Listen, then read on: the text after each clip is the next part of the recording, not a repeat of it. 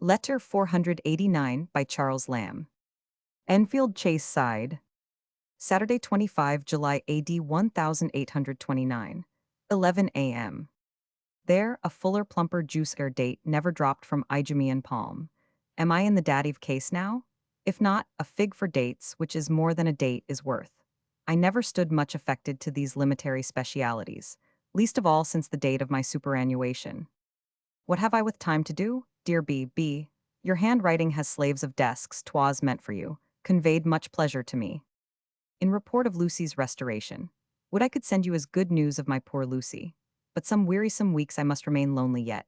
I have had the loneliest time near 10 weeks, broken by a short apparition of Emma for her holidays, whose departure only deepened the returning solitude, and by 10 days I have passed in town. But town, with all my native hankering after it, is not what it was. The streets, the shops are left, but all old friends are gone. And in London I was frightfully convinced of this as I passed houses and places, empty caskets now. I have ceased to care almost about any body. The bodies I cared for are in graves or dispersed. My old clubs that lived so long and flourished so steadily are crumbled away. When I took leave of our adopted young friend at Charing Cross, 'twas heavy unfeeling rain, and I had nowhere to go. Home have I none, and not a sympathizing house to turn to in the great city. Never did the waters of the heaven pour down on a forlorner head. Yet I tried 10 days at a sort of a friend's house, but it was large and straggling. One of the individuals of my old long knot of friends, card players, pleasant companions, that have tumbled to pieces into dust and other things, and I got home on Thursday, convinced that I was better to get home to my hole at Enfield and hide like a sick cat in my corner. Less than a month I hope will bring home Mary. She is at Fulham, looking better in her health than ever, but sadly rambling, and scarce showing any pleasure in seeing me, or curiosity when I should come again. But the old feelings will come back again, and we shall drown old sorrows over a game at piquet again. But 'tis a tedious cut out of a life of 64, to lose 12 or 13 weeks every year or two.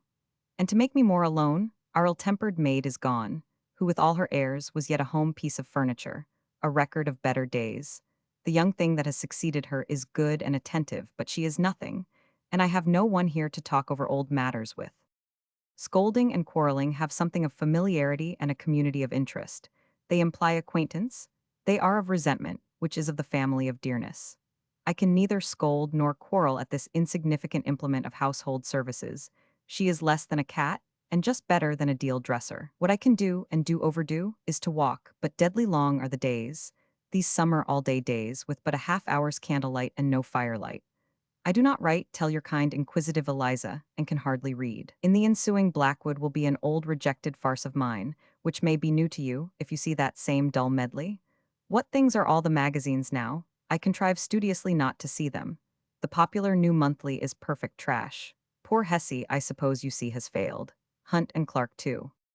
Your vulgar truths will be a good name, and I think your prose must please, me at least, but 'tis useless to write poetry with no purchasers. 'Tis cold work authorship without something to puff one into fashion. Could you not write something on Quakerism, for Quakers to read, but nominally addressed to non-Quakers?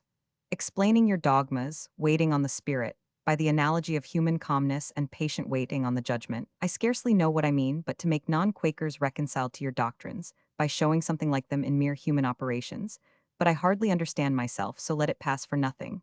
I pity you for overwork, but I assure you no work is worse. The mind preys on itself the most unwholesome food. I bragged formerly that I could not have too much time. I have a surfeit. With few years to come, the days are wearisome, but weariness is not eternal. Something will shine out to take the load off that flags me, which is at present intolerable. I have killed an hour or two in this poor scrawl. I am a sanguinary murder of time, and would kill him Inchmeal just now. But the snake is vital. Well, I shall write merrier anon. 'Tis the present copy of my countenance I send, and to complain is a little to alleviate. May you enjoy yourself as far as the wicked wood will let you, and think that you are not quite alone, as I am. Health to Lucia, and to Anna and kind remembrances. Yours forlorn. Out of a life of 64. Mary Lamb was born December 3, 1764. Your kind, Eliza, Eliza Barton, Bernard's sister. Rejected farce. The Pawnbroker's Daughter was printed in Blackwood, January, 1830. I bragged formerly, referring I think to his sonnet Leisure,